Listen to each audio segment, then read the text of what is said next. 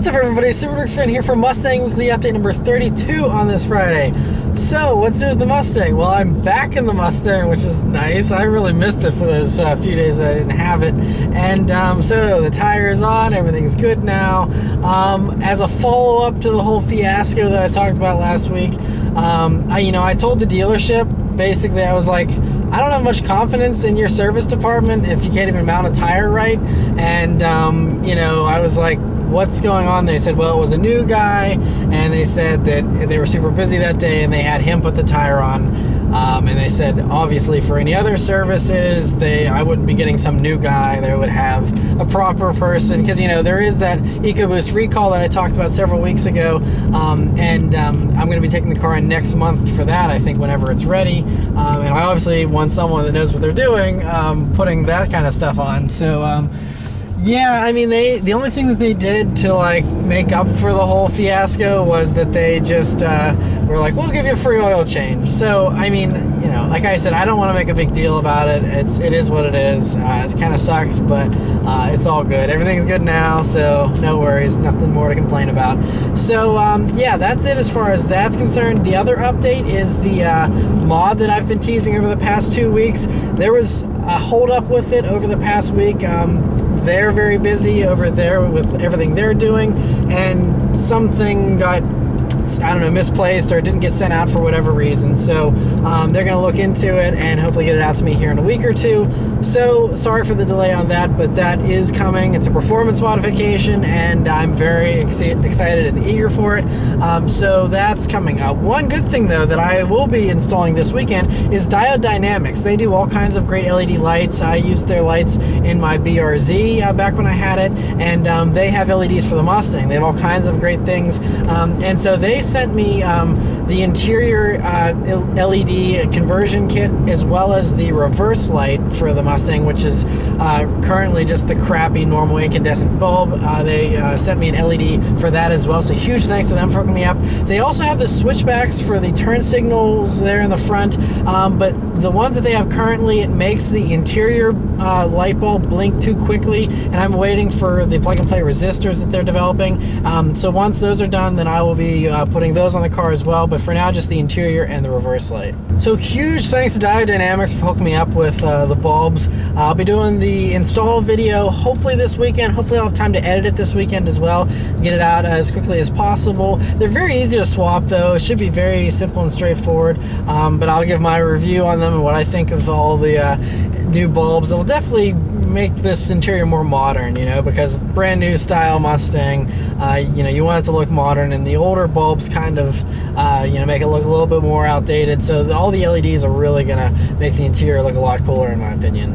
One other thing I want to mention real quick, for those of you that follow me on Instagram and all the social media platforms, I just want to thank all you guys for your support in regards to, I was posting out that, this past weekend I was building furniture with my fiance and stuff like that in our new house that we got. And I just want to thank all of you for your support in regards to, our relationship and, getting our new house and all these fun, exciting life things that are making it really hard for me to maintain all the videos on the channel here, but I'm continuing to juggle everything, and it's going to be great. The second half of this summer, from August on, I'm going to have a lot more free time. I'm going to be able to do a lot more videos, and I'm also going to make some improvements on the weekly updates, and I got all kinds of things planned and in store. I got a lot of trips that I'm going to be doing this fall as well. Got a lot of filming trips. I got a lot of sweet cars to review in different cities that I have offers for. They're just waiting for me to come get them. So got all that stuff in the works. So it's going to be an awesome late summer and early fall. So just the next month or so here, it's gonna be really busy with all the wedding stuff coming up and everything. But a huge thanks, like I said, to all of you guys for bearing with me in this very, very busy and exciting season of my life. And now all of a sudden it got super sunny, but it's still raining. This weather has been so bizarre this month. So anyway, I just want to say thanks again to all of you for being so supportive. I really, really appreciate it. It means a lot. And so anyway, I'll send it back to me at the news desk for this week's news. Right, for this week's news, the first thing is, this was last week, Ford debuted the new Ford GT supercar that they're going to be using in Le Mans. So this is the race version of the awesome Ford GT that we saw at Detroit, of course, back in January. And it's sick. It's just as sick as the road-going version. It has the different headlights, of course, for the competition use. And it just looks awesome. It has a crazy rear diffuser. And so, yeah, they're going to be putting this in Le Mans next year, 2016. Has all the same stuff as the road-going car as far as, you know, the 3.5-liter EcoBoost V6 engine that's just a crazy performer from what I've heard. And let's keep our fingers crossed that it's going to actually be the 50th anniversary of when the GT40 race car was also racing. So fingers crossed that it wins. It'd be so cool to have a 50th anniversary win as well. But we'll see what happens. But very cool to see that. It just looks all kinds of awesome. And other Ford news, something else that's very awesome, but something that we don't get here in America is, of course, you know, Ford has the Ranger still in Australia and other markets as well. And there's a report here saying that Ford has filed for a Raptor version of the normal Ranger name, so it's going to be the Ranger Raptor, or Raptor Ranger, one or the other, but they're going to have that in Australia, and it's going to obviously have the same treatment as the F-150 Raptor here in America, you know, with the jacked up ride, more aggressive body, and they say that it even has snorkels and whatnot, so pretty legit car, and or truck I should say, but so that's awesome. And for some reason Ford will not bring the Ranger to America. I don't know why, because the Chevy Colorado is just running away with the sales because there's basically no competition aside from, you know, a couple of the Japanese trucks that are severely outdated at this point. So I don't know why, because I guarantee you the Ranger itself would sell really well here in America, but a Raptor version, you couldn't make them fast enough if they brought them here. So hopefully Ford brings those here eventually, but in the meantime, for those of you in Australia, congrats, you're getting a really sweet Ranger pretty soon. Back to some sports car news. Something that I know there's been a few of you that keep requesting, is there any more news about the Nissan Z, the new, you know, 370Z successor or whatever?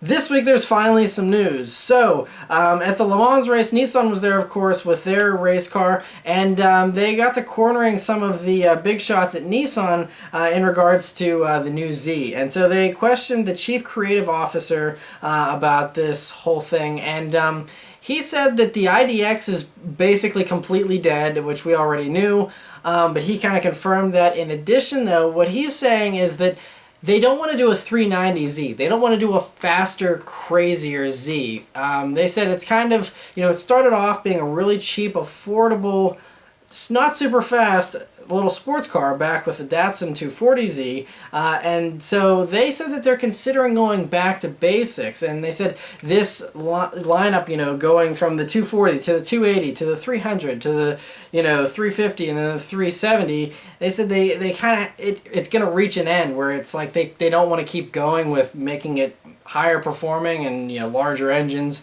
So they said they actually want to dial it back. So, you know, I think everyone was hoping the IDX would be a BRZ competitor, and I think that what Nissan's thinking is the Z could just be the IDX, basically.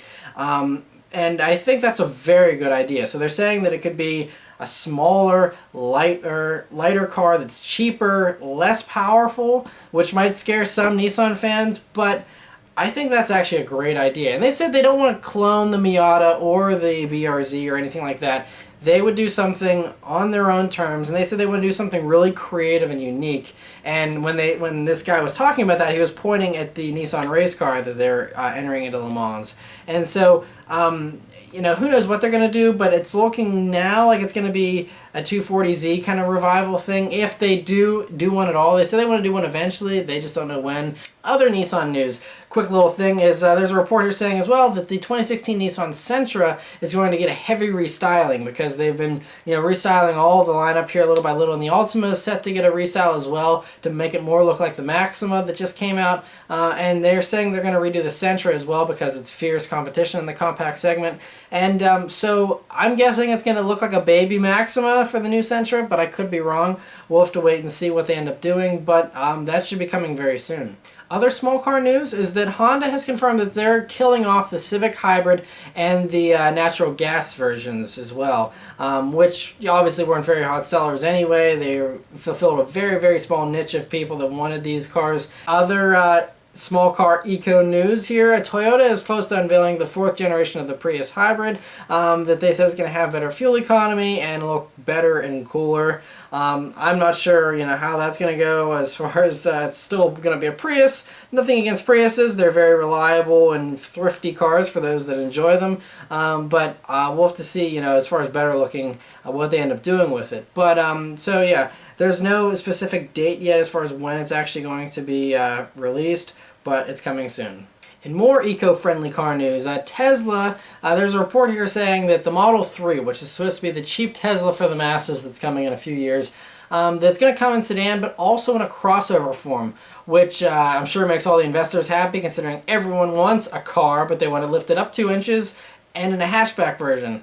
And so that's what they're doing. They're going to do a crossover version of it as well, which makes total sense, and it'll probably sell better than the sedan, honestly. So that's a very smart move on their part. And so, yeah, but I mean, Tesla's still, we're still waiting on the Model X to actually come out, which is going to be the full-size crossover, and then this baby crossover will be coming sometime down the road.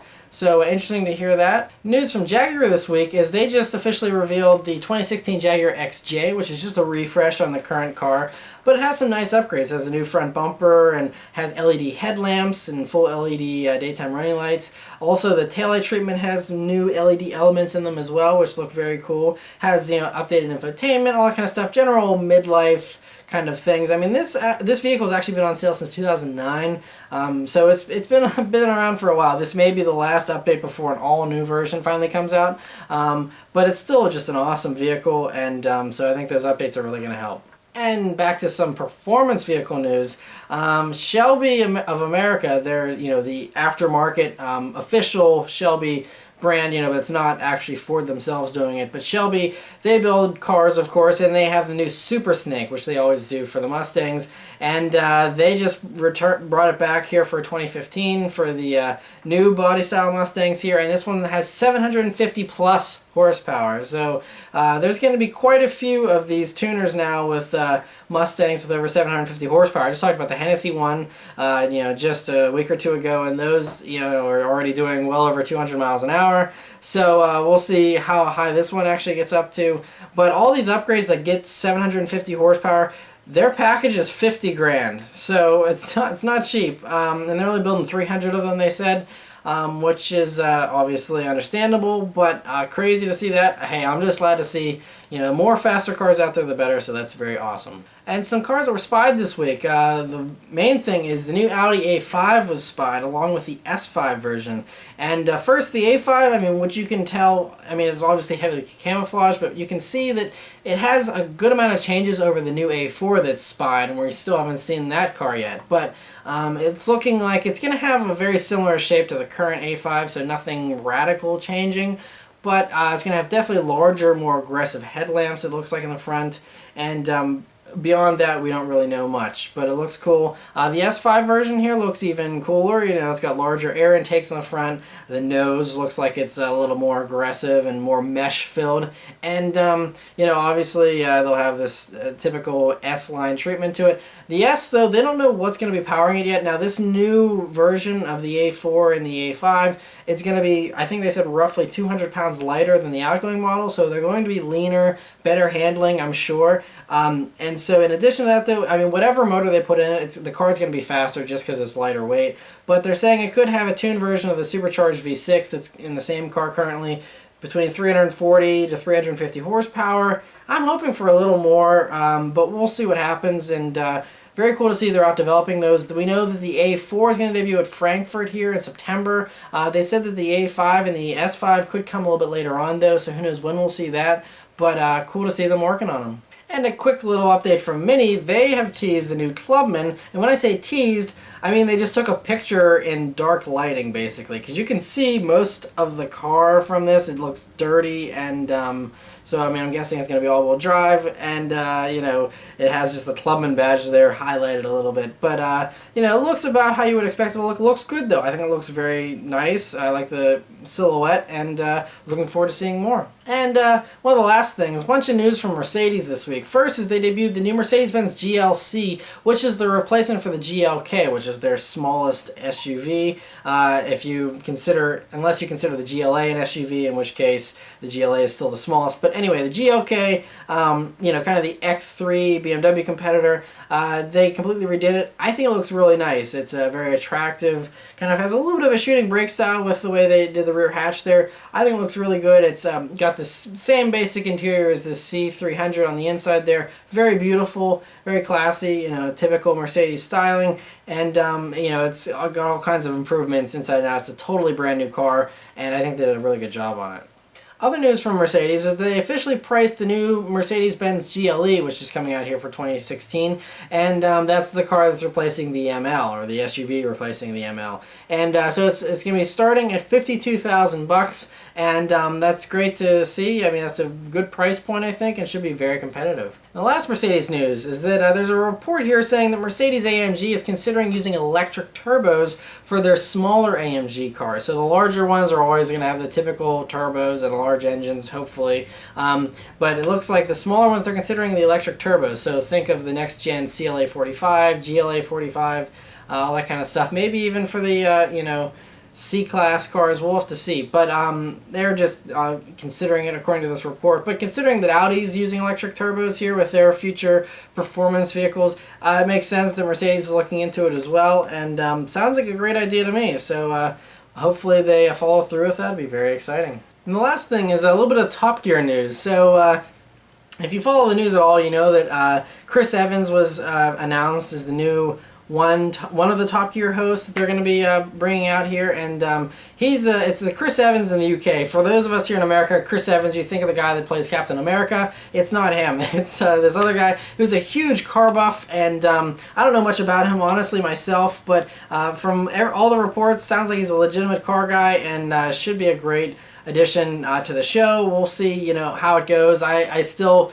am really going to miss, obviously, the classic three of, you know, Clarkson, Hammond, and May, but, you know, hopefully they'll continue on with their own show on Netflix, but, you know, it'll be interesting to see what the BBC does with, you know, Chris Evans and the rest of the cast. And the interesting thing is, that's the other thing, apparently they said that they found James May and Richard Hammond through open auditions whenever they first did the Top Gear casting way back when. And so they said that that's what they're going to do again. And so, I mean, you know, Chris Evans, of course, is already in. But, you know, they said they could have more hosts. They said it could be 2 hosts, 3 hosts, several hosts. They said hosts could change from week to week. It's still totally fluid as far as what they're, you know, they haven't announced anything final for what they want to do. But they're holding open auditions. And it's going to be announced on Friday. So if you're watching this video on Friday, then they already announced probably how all the rules for what you need to do to submit. But they're basically doing a 30-second video audition that you have to do, and it's open to anyone. You can just send in your videos. And I figured, what the heck, I'll send one in as well. So I'm planning on sending in a little audition tape or whatever, 30-second video clip, and I'm sure it's a long shot, but figured, what the heck, nothing to lose. And so it's very cool that they're doing open auditions. They said they want everyone to apply. They said as long as you know cars, they want you to, you know, if you think you want to do it, you should apply. So they said they're going to consider celebrities, up-and-coming celebrities, you know, various people from all over the place. But they said even just normal viewers that just are mechanics or people working on their car on the weekend, they want, you know, anyone to consider applying just because they want to just have true car people on the show, which is very cool. Instead of hiring some people that are celebrities but aren't really true car people, it's great that they're really going after enthusiasts, and keeping it open like that is very cool as well. So we'll see what happens, so yeah, it's very exciting to see that. But that's it for all the news this week, guys, so send back to me in the car. Alrighty, so lots of traffic, but I'll leave you guys with a nice little acceleration here, like I always do.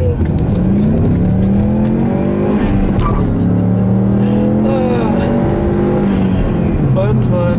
Oh, man. Okay, I still love the stock power levels. It's so much fun. But anyway, so thanks for watching, guys. I'll see you next week. Take care.